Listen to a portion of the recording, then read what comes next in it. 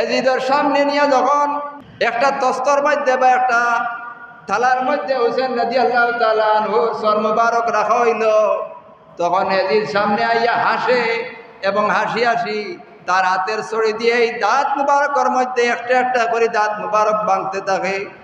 তখন হযরতে আল্লাহর নবীর এক সাহাবী আসতা, সাহাবিয়ে ফরমাইলে, এজিদ তুমি হুঁশিয়ার থাকো, তুমি সতর্ক, তোমার সব কিছু আমি মানতাম পারি, কিন্তু তোমার এই বেয়াদবি আমি মানতাম পারি না।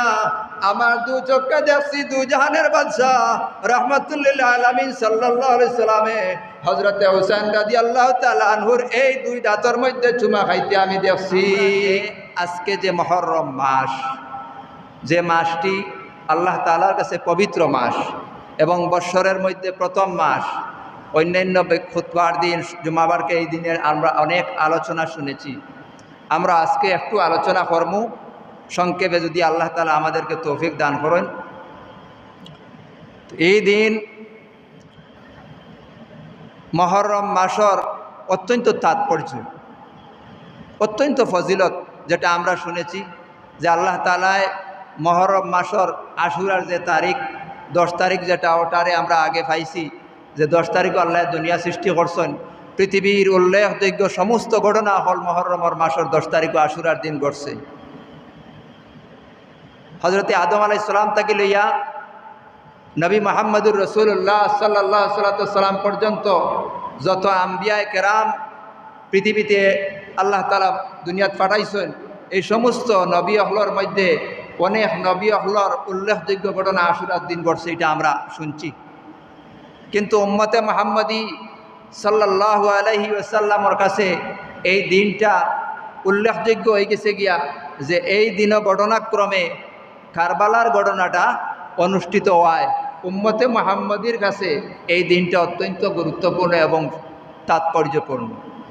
আরও তাৎপর্য হয়েছে এটার কারণে যে আল্লাহর নবী মুহাম্মদুর রাসূলুল্লাহ সাল্লাল্লাহু আলাইহি ওয়াসাল্লামের পবিত্র আহলে বাইতের সদস্যগণ কারবালার প্রান্তরে নির্মমভাবে এজিদ নিষ্ঠুর বাহিনীর হাতে শহীদ হইছেন, যার কারণে এই দিনটা উম্মতে মুহাম্মদীর কাছে আরও গুরুত্ব লাভ পাইছে। কারবালার প্রান্তরে পাপিষ্ঠ এজিদ বাহিনীর সম্মুখে আল্লাহর নবী দু জাহানের বাদশাহ মুহাম্মদুর রাসূলুল্লাহ সাল্লাল্লাহু আলাইহি ওয়াসাল্লামের আদরের দুলাল হযরতে হুসাইন রাদিয়াল্লাহু তাআলা আনহু আহলে বাইতের সদস্যদেরকে নিয়ে কারবালার প্রান্তরে উপস্থিত হয়েছেন। কারবালার প্রান্তরে যাওয়ার অনেক কারণ রয়েছে, সেই কারণের মধ্যে একটি কারণ আমরা বর্ণনা করতাম পারি যে জালিম এজিদ বাহিনীর হাতে হযরতে হুসাইন রাদিয়াল্লাহু তাআলা আনহু নিজের মাথা নত করেন নাই। সেই কারবালার ঘটনা আমরা বিভিন্নভাবে আমরা শুনি, আমাদের হৃদয়ে বিদারিত হয়। আহলে বাইত, একটা প্রশ্ন আইতে পারে যে আহলে বাইত বলতে কারারে বোঝা হয়? আহলে বাইত বলতে কাদেরকে বোঝানো হয়েছে? আহলে বাইত, আহলুন শব্দের অর্থ হইল পরিবার, আর বাইতুন অর্থ হইল ঘর। বাংলার শাব্দিক অর্থ হইল ঘরের পরিবার। আর আহলে বাইত বলতে পরিভাষায় যে শব্দটি আমরা জানি, দু জাহানের বাদশাহ সাল্লাল্লাহু আলাইহি ওয়াসাল্লামের পবিত্র পরিবার বর্গকে আহলে বাইত হিসাবে চিহ্নিত করা হয়। মুহাদ্দিসিনে কেরামে বিভিন্ন জনে বিভিন্নভাবে ব্যাখ্যা করছেন। আহলে বাইত দ্বারা আল্লাহর নবী সাল্লাল্লাহু আলাইহি ওয়াসাল্লামের আজওয়াজে মুতাহহারাত হলরে গণনা করা হয়েছে। আবার কইছেন যে আহলে বাইত দ্বারা আজওয়াজে মুতাহহারাত নাই, জনাবে রাসূল পাক সাল্লাল্লাহু আলাইহি ওয়াসাল্লামে যে আহলে বাইতের সদস্য হলরে চিহ্নিত করছেন, এরাই হইল আহলে বাইত। এখন আল্লাহর নবী খারারে চিহ্নিত করছেন, আমরা খারার সম্পর্কে জানি। আমরা জানি যে আল্লাহর নবী সাল্লাল্লাহু আলাইহি ওয়াসাল্লাম মদিনায় তশরিফ নেওয়ার পরে বিভিন্ন উপদলের মানুষ সকল আইলা আল্লাহর নবীর খেদমত। খ্রিস্টান সকল আইলা, একবার খ্রিস্টান হলর লগে মুসলমান হলর তর্ক হইল। তারা কইলা যে নবী ঈসা আলাইহিস সালাম তাদের বৈশিষ্ট্য নিয়ে তারা কইলা তাই সবচেয়ে সত্য এবং সবচেয়ে মূল্যবান আল্লাহর কাছে নিকটপ্রাপ্ত নবী। মুসলমান হলে দাবি করলা যে আমাদের নবী আল্লাহর একমাত্র শ্রেষ্ঠ নবী। এই সমস্ত যখন তর্কাতর্কি হইল তখন আল্লাহ তাআলাই পবিত্র কালামুল্লাহ শরীফ ও মুবাহালার একটা আয়াত নাজিল করলেন। মুবাহালা হয় যে মাটো নামিয়া আল্লাহর কাছে ফরিয়াদ করা যে আমি যদি সত্য হইতে আমার উপরে আমি বিজয়ী হইতে, আমার মিথ্যাবাদী হইতে আমার উপরে আল্লাহর গজব প্রতীত হই, ওটারে হয় আরবিতে মুবাহালা। বুঝছেন? যেমন দুইজনের মধ্যে দ্বন্দ্ব লাগলো আর কইলা ঠিক আছে বারোই যাই গিয়া, আর বাইয়া আল্লাহর কাছে ফরিয়াদ করি যে আমি যদি সত্য হইতে আমার উপরে আমি বাঁচিয়া আইম, আর যদি মিথ্যা হইতে আমার উপরে আল্লাহর গজব পড়বো, ওটা হইল মুবাহালা। ঠিক যখন মুবাহালার আয়াত আল্লাহ নাযিল করলাম যে নাদউ আবনাকুম ওয়া আবনানা ওয়া আবনাকুম ওয়া আনফুসানা ওয়া আনফুসাকুম, তোমরা নিজেরা বারো, তোমরা ছেলে মেয়ে হলরে ডাকো, তোমাদের বংশ বুনিয়াদ হলরে ডাকো, আর আমি আমার নিজে নামবো, আমার ছেলে মেয়ে বংশ বুনিয়াদ হলরে নামবো। ও আয়াত নাজিল হওয়ার বাদে আল্লাহর নবী হজরত মুহাম্মদ সাল্লাল্লাহু আলাইহি সাল্লামে আল্লাহর নবী তান অত্যন্ত নিকটর মা ফাতেমা রাদিয়াল্লাহু তাআলা আনহুরে ডাকলা, আর তার ফাতেমার স্বামী হজরতে আলী রাদিয়াল্লাহু তাআলা আনহুরে ডাকলা, আর হজরতে ফাতেমার দুই ছেলে হাসান এবং হুসেন, এরা হইলা কি আহলে বাইত। আর হাদিসও পাওয়া যায় যে আল্লাহর নবী সাল্লাল্লাহু আলাইহি সাল্লামে একদিন বসা, একটা চাদর উড়িয়া বসা। বছরে মা ফাতেমা রাদিয়াল্লাহু তাআলা আনহা তশরিফ আনলা, আল্লাহর নবী হজরতে মা ফাতেমা রাদিয়াল্লাহু তাআলা আনহারে চাদরের ভিতরে ঢুকাইলাম, এবং হজরতে হাসান এবং হুসেন রাদিয়াল্লাহু তাআলা আনহুরে ডাকিয়া আনিয়া ওই চাদরের ভিতরে ঢুকাইলাম, হজরতে আলী রাদিয়াল্লাহু তাআলা আনহুরে ডাকিয়া আনিয়া ওই চাদরের ভিতরে ঢুকাইলা। ঢুকানির বাদে তান দুই হাত তুলিয়া রব্বুল আলামিনের দরবারে ফরিয়াদ হন, রব্বুল আলামিনের দরবারে ফরিয়াদ হন আর হন আল্লাহুম্মা হাযিহি আহলে বাইত, আয় আল্লাহ এরা হইলা আমার আহলে বাইত, আমার এই আহলে বাইত রে তুমি হেফাজত করো, এরার প্রতি তুমি দয়া করো। ও এরারে আল্লাহ কইন ইন্নামা ইউরিদুল্লাহু লিইউযহিবা আনকুমুর রিজসা আহলাল বাইতি ওয়া ইউতাহহিরাকুম তাতহীরা। আল্লাহ চান আহলে বাইত রে অন্যান্য অপবিত্রতা হইতে এরারে পবিত্র করতে, এবং এমনভাবে পবিত্র করতে যে কোনো পাপ পঙ্কিলতে এরারে পাইছে না। তাই আমরা এই কোরআন শরীফের এই আয়াত দ্বারা মুবাহালার ঘটনা তাকিয়া আর হজরতে সালমান এই হাদিস থেকে আমরা প্রমাণ পাইলাম যে আহলে বাইত বলতে মা ফাতেমা রাদিয়াল্লাহু তাআলা আনহা আর হজরতে আলী রাদিয়াল্লাহু তাআলা আনহু এবং হজরতে হাসান এবং হুসেন রাদিয়াল্লাহু তাআলা আনহু আর রাসূলুল্লাহ সাল্লাল্লাহু আলাইহি ওয়াসাল্লাম ও পাঁচজন হইলা কি আহলে বাইত। এখন আহলে বাইতের পরিচয় পাইলাম না নি আমরা? আচ্ছা, এই আহলে বাইতের সাথে পাপাচার নিষ্ঠুর এজিদ বাহিনী কারবালার প্রান্তরে যে নির্মম ঘটনা ঘটাইছিল, যে হত্যাযজ্ঞ চালাইছিল, যা পৃথিবীর সমস্ত ঘটনারে ম্লান করে দিছে, পৃথিবীর সমস্ত ইতিহাসরে ম্লান করছে। আমি লম্বা ঘটনা হইয়া আজকে পুরানি সম্ভব হইত না, একটা ঘটনা আমি আপনারা সামনে হইরাম। কারবালার প্রান্তরে যখন হজরতে হুসেন রাদিয়াল্লাহু তাআলা আনহু কারবালার প্রান্তরে গেলাগি যাওয়ার পরে লড়াই শুরু হয়ে গেল কি। আগর জমানাত লড়াই হইতো ইলা সারাই মেলিয়া নাই,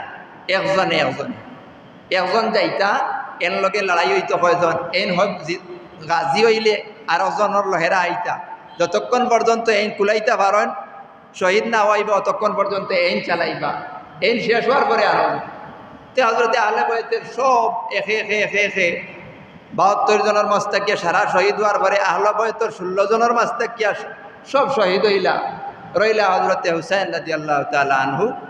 আর তান তাবুর মধ্যে মহিলা হল আসলা, মহিলার মাঝ থেকে ছোটো একটা বাচ্চা মা জয়নব এবং ছোটো বাচ্চা আলী আসগর। তো বিবি জয়নবে হইলা হজরতে হুসেন রাদিয়াল্লাহু তাআলা আনহুরে যে ইমাম এই ছোট্ট বাচ্চাটা পানির পিপাসায় কাতর, দেহ পানা কোনোবাই গিয়ে ফুটা পানি পাইনি। এজিদ বাহিনী আল্লাহ নবীর আওলাদ অহলর লগে এত নিষ্ঠুর ব্যবহার করতে করতে যে ফুরাতর পানি পর্যন্ত কিনা করছে, বন্ধ করে রাখে দিছে, কোনো পানি নাই। হজরতে ইমাম হোসেন রাদিয়াল্লাহু তাআলা আনহু তান কুলোর মধ্যে শিশু আলী আসগর রাদিয়াল্লাহু তাআলা আনহুর লইয়া এজিদ বাহিনীর সামনে গিয়া কইলা যে ও এজিদের সৈন্যবাহিনী হল, তোমাদের সাথে আমার শত্রুতা থাকতে পারে, তোমাদের সাথে আমার দ্বন্দ্ব থাকতে পারে, তোমাদের সাথে আমার বৈরিতা থাকতে পারে, কিন্তু এই ছোট্ট বাচ্চাটারে আমি লইয়া আইছি, এই শিশু বাচ্চাটারে লইয়া আইছি, আমি তোমাদের কাছে চাই আর এই শিশু বাচ্চাটারে এক ফুটা পানি দিলে এই শিশু বাচ্চাটার জানার মধ্যে পানি আইব। এজিদ বাহিনী অস্বীকার দিল না। এতক্ষণ পর্যন্ত হোসেন রাদিয়াল্লাহু তাআলা আনহু জানাইলা যে এজিদ বাহিনী হল, এই ফুরাতের পানি যদি আল্লাহর সমগ্র মখলুকে পান করতে পারে, এই ফুরাতের পানি দেখি আর পাহাড়ের জঙ্গলের সমস্ত বন জানোয়ার হলেও পান করতে পারে, আকাশে যে উড়ে পাখি হলে পান করতে পারে, চতুষ্পদ যন্ত্র পান করতে পারে, সময়ে পান করতে পারে, আমার এই দুধের বাচ্চা ডেকে এক ফুটা পানি পাওয়ার যোগ্যতা রাখে না। এত বিনয়, এত কাতর সুর, এত নির্মম কথা হল এজিদের সেই পাষাণ হৃদয়ের অধিকারী মানুষের হৃদয় বিদরিত হলো না, বিগলিত হলো না।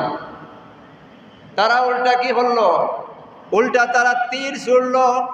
সেই তীরের আঘাতে হজরতে হোসেন রাদিয়াল্লাহু তাআলা আনহুর কলিজার টুকরা হজরতে আলী আসগর রাদিয়াল্লাহু তাআলা আনহুর বুকের মধ্যে সিদ্ধ করলো, হরিয়া বাইরে চলিয়া গেল। সাথে সাথে হোসেন রাদিয়াল্লাহু তাআলা আনহুর কুলের মধ্যে ইমাম আলী আসগর কিতা হল্লা তাই মৃত্যুবরণ হল্লা, শহীদ হয়ে গেলা। গীতান্ডে শহীদ অবস্থায় ফিরিয়া লইয়া মুসলমানদের তাবু ইমাম হোসেন রাদিয়াল্লাহু তাআলা আনহু আহলে বাইতের তাবুর মধ্যে গেলা।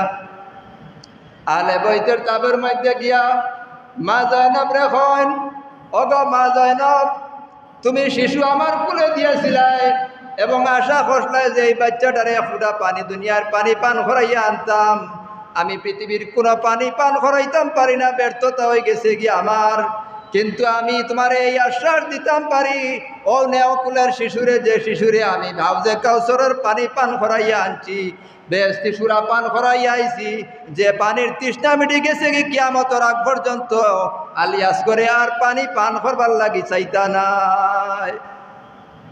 এই নিষ্ঠুর ব্যবহার করছে কারা? এজিদের বাহিনী। কার সাথে করছে? আহলে বাইতের আওলাদ আল্লাহর সাথে করছে, আল্লাহর নবীর আওলাদ আল্লাহর সাথে করছে।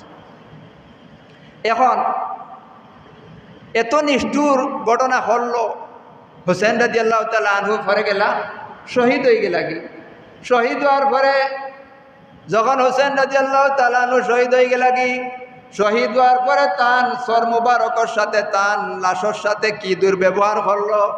এজিদ বাহিনী বর্ষার আঘাতে করিয়া হজরতে হোসেন রাদিয়াল্লাহু তাআলা আনহুর মাথা মুবারকরে দামেস্কে লইয়া গেল, সিরিয়াতে, সিরিয়ার রাজধানী দামেস্কে লইয়া গেল এজিদের দরবার।